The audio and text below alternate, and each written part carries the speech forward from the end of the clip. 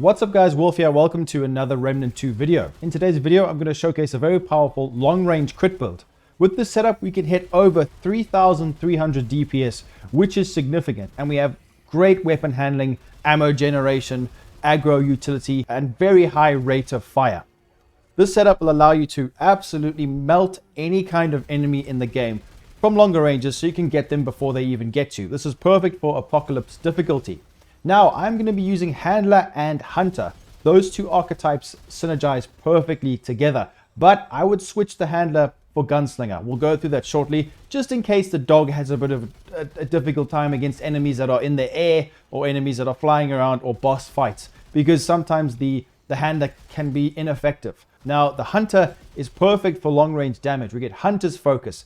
This is the skill I want to go for. So you're going to have to aim in for a few seconds. When you do, you get 75% weapon spread, recoil, and sway reduction. So this is really, really good. That's why you can beam, especially on console. It's going to be easy to fire or hit your shots from long range to the head.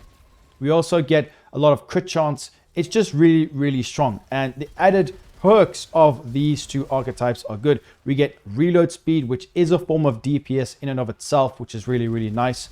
We also get some more ammo drops, and also we get ranged damage, which is kind of what we want to go for, and ranged crit chance and ranged crit damage. And then we also get some more ranged utility from the Pack Hunter perk from the Handler.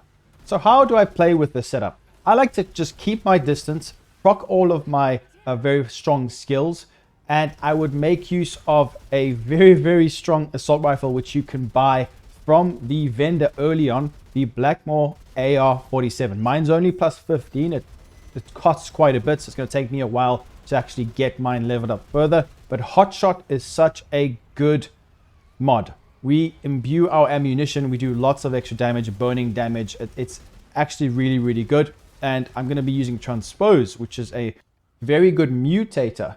This one will allow us to get more damage, ranged damage, by picking up ammo, which we're going to be picking up all the time. So it's just great synergy and it works really well.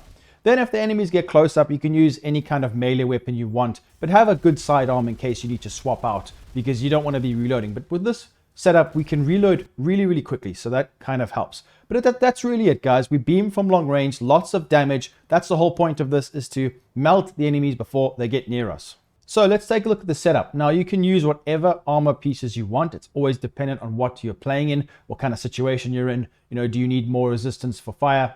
That is completely up to you. So the weapon, this is a really, really good gun. I recommend you guys give this a try. It's easy to use, does lots of damage, high rate of fire, and the combination of this and the archetypes I've chosen is just a match made in heaven. Give it a try. You can use whatever mod you want. I recommend Hotshot though, if you can get this. It's just really, really nice. It gives you so much more damage and damage over time as well. You can increase the burning damage if you would like, but I think I'd rather focus on more a status build that I will be posting later on. Then Transpose, really, really good. Now you can buy these from the vendor. You can get a few other ones. It doesn't really matter. It depends on your playstyle, but I recommend doing this and then try and level them up if you can. So that gun is what I would recommend. Now, there are many other options. You can use the Merciless Rifle, any long-range AR you want to go for. Just take a look at the fall-off range. That's quite important, and the ideal range. Try and gauge that for yourself. We want to make sure our crit chance is decent. I think with my setup, my crit chance is... It goes up through other means, but we have actually got quite a lot of extra fire range. We've got 17% range crit chance, but this does vary. It goes up significantly. So try get at least 10% here, and then you'll be able to just, increase it from other ways like rings and things like that, or skills. So let's take a look at this. This is very important. I recommend you guys go for these mods. Now, these are very, very important. So go to your relic and make sure you guys put these relic fragments on here. Now, the ones that I've gone for are going to be range crit damage, range crit chance, and fire rate. Huge amounts of damage from this. You can upgrade them, go into the apocalypse difficulty, and then go and just upgrade. You get relic dust back. If not, then it actually upgrades it for you. Same vendor where you can buy mutators. You can use whatever melee weapon you want. If you want to see a melee build, I posted one about a day or two ago. I will leave a link in the description for that setup. Then I love this pistol, this handgun, Silverback Model 500, lots of damage. You can 1 to 2 shot enemies on Apocalypse difficulty. It's really good, so give it a try. But I do recommend this. I honestly, guys, you can use rifles. I really do just love the way this gun feels, especially considering we got nerfs to other weapons. So I just give it a try, but you can use whatever AR you want or rifle. It's really up to you. Then let's take a look at the amulet. Increases rate of fire by 15% and reload speed by 20%. Reloading wastes so much time in this game, especially when fighting bosses. I recommend giving this a try if you can get it, the Gunslinger's Charm. There are many other options, but just try and get something that increases your damage, something like that. Then the rings, like a braided thorns. After killing an enemy, gain 15% increased critical chance for 10 seconds. Increases ammo reserves by 25%. This helps a lot for me. Increases reload speed by 5% for 50 seconds after reloading. That stacks 5 times. We will eventually be able to reload instantly, which is really, really good. Then the final one, the Shard Banded Ring. Increases mod damage by 12% because the mods are really good. Let's take a look at the archetypes. So the Handler, this is going to be on the prime perk position, my first choice, because of this. When a Handler is downed, Companion will attempt to revive them at 50% max health. Can be used to revive allies with command. Downed ally must have a relic charge. So as long as you got your relics, your dragon hearts, or whatever you decide to choose there, this is just really nice. It's great, especially if you get down from range. It helps so much. Then the skill, I normally go for support dog. As you guys can see, lots of utility. Just don't forget to use it. The aggro is a clutch, and I use this throughout my playthrough because you can start off with this archetype in the game, and I'm sure you know by now how strong it is.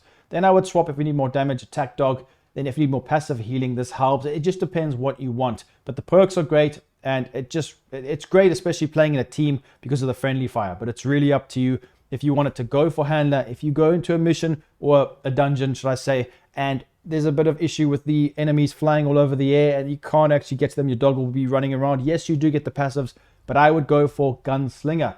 This is really good. And then from the Gunslinger, I would choose this right here. I would go for Bulletstorm. That's what I would go for there, guys. So the Hunter as well. This Hunter's Focus is such a good skill. This is when you see me, your focus up, eyes start glowing, or they're set on fire. It's quite cool looking. We get huge amounts of weapon handling, and it grants us ranged damage, and we also get crit chance. But the sway reduction, recoil reduction, weapon spread reduction is just absolutely insane. It helps you hit all your shots.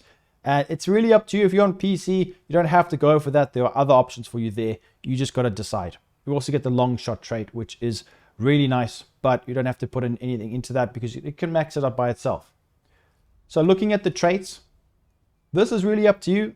Take a look here and just, you can see how I've balanced it out.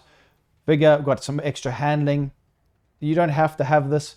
It's just because I want to make sure we can hit shots, because this assault rifle sometimes can be a bit difficult to manage, especially I can imagine if you're on console. Expertise is quite important as well. Stamina, really important. So try, maybe even go for more than that. It depends on how many points you have. Obviously, it's taken some away because I've swapped my archetypes. That's generally how I go for. Stamina region, I'll probably put more into spirit.